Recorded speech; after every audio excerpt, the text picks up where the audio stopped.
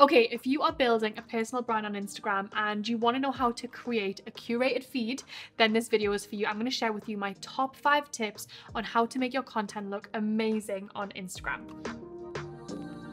So, diving straight in with my first tip, you need to be consistent with the content that you're putting out there. So I really recommend having a think about what kind of content you want to be sharing. Do you want to share infographics, quotes, images of you, flat lays? Really thinking about that, and I recommend going to Pinterest and starting to curate a board that you really love the look of. So it doesn't necessarily need to be your content, but going through a Pinterest feed and maybe searching for quotes that you like, infographics, flat lays, images, and starting to really put that mood board together so that you can see what kind of content you like the look of and that you want to be posting consistently.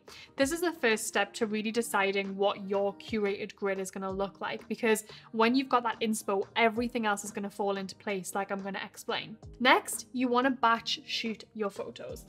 I've actually done a video specifically on this, which I'll link, because you want to be well ahead of yourself when it comes to content creation. You don't want to be waking up in the morning wondering what on earth you're going to post, because that's what leads to inconsistency. So you really want to be at least 2 weeks ahead always, so that you can take a week off if you need to, if you're not inspired. I always try and be 2 to 4 weeks ahead, which I know right now to you might sound really overwhelming, but actually it's really easy to get to if you're consistent. So batch shoot your photo shoots. And I want to just explain a couple of things. There's a really big difference between a brand shoot and a content shoot when it comes to photo shoots. So a brand shoot might be the kind of images that you take that you're going to post on your website or on Facebook ads. Like, they have a very specific purpose. With a content shoot, it's really different. This is content for your social media. Now, you don't necessarily want to be showing up with like brand images on social, because it looks a little bit too posed and formal. You really want to look to capture, let's say you've taken 2 really good shots for your website.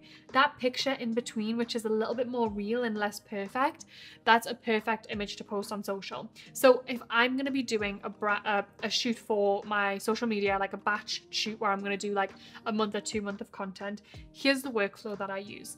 Firstly, I go to Pinterest and I start making a mood board of what kind of vibe I want the photo shoot to feel like.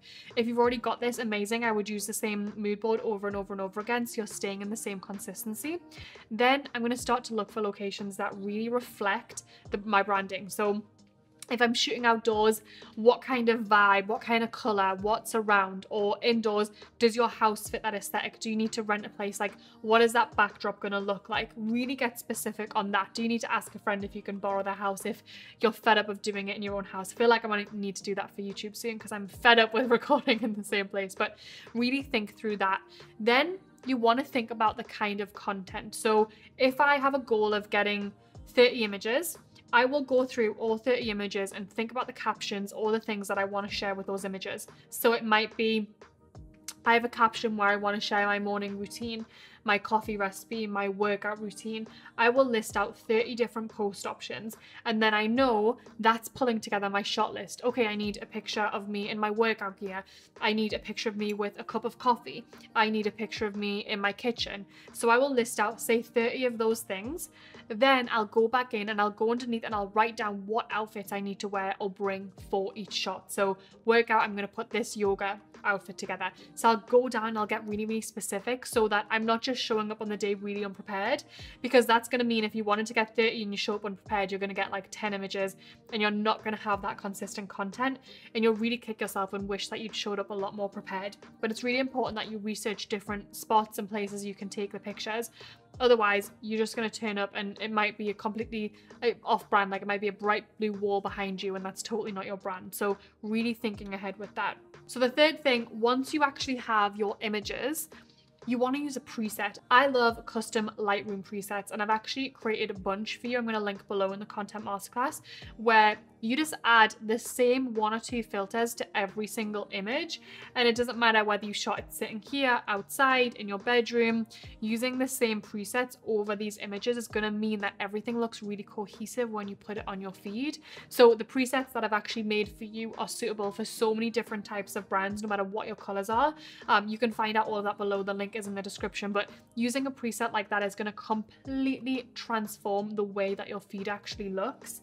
And I can show you an example right here of before I had a filter and after I had a filter. It is a world of difference. And so if you want to really create that up-leveled effect in your business, that's the one quick, easy thing that you can do, even if all you're doing is taking selfies. I mean, when I look back at some of the Instagrams I used to post and I didn't have a filter on them, it just looked so different. And now, as I'm scrolling through my pictures, I'm so happy with how they came out. Even though majority of them are shot on my iPhone, I can see that just adding that filter on is making the world of difference. That's something I really, really recommend for you. Okay, so the next thing is to use consistent colors in your feed. So the preset is one piece. Now, I can actually show you an example right now of a student that we have in IGA who has nailed this. And I'm gonna give you a couple of hacks for you to do the same thing. So really thinking about what is your color palette? Yes, you need a color palette for Instagram. So what kind of colors do you wanna use? So for me, I love a bit of orange, blue, I love neutrals. That's my kind of color palette. And so when I'm planning anything, I think about those colors.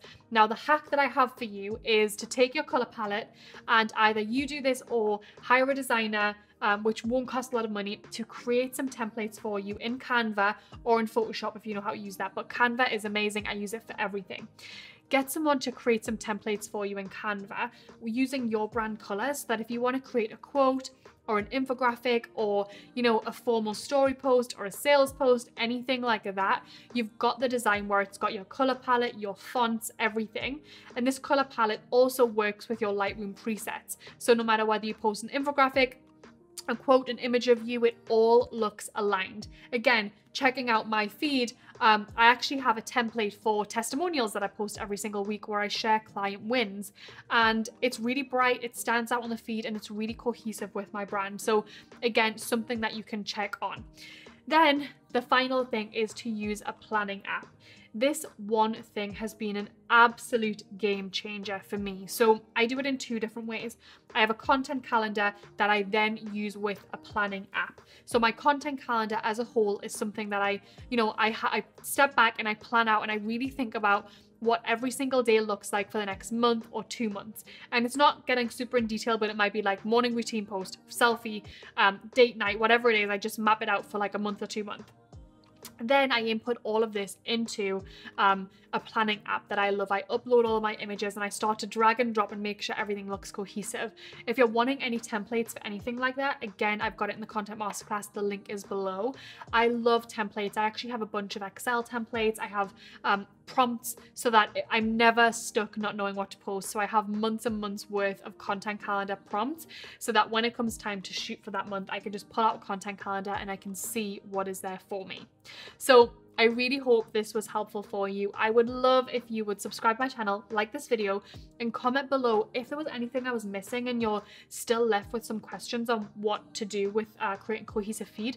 Drop them below because I'm always in here answering different questions and I would love to support you. And if you're ready to take the next step and you want my support and you want to work with me on up-leveling your content, I've put together an epic content masterclass that will help you do all of this step by step. I'll hold your hand. We've got templates, frameworks, everything, including presets. So click the link below if you want to check that out as well. And I will see you next week.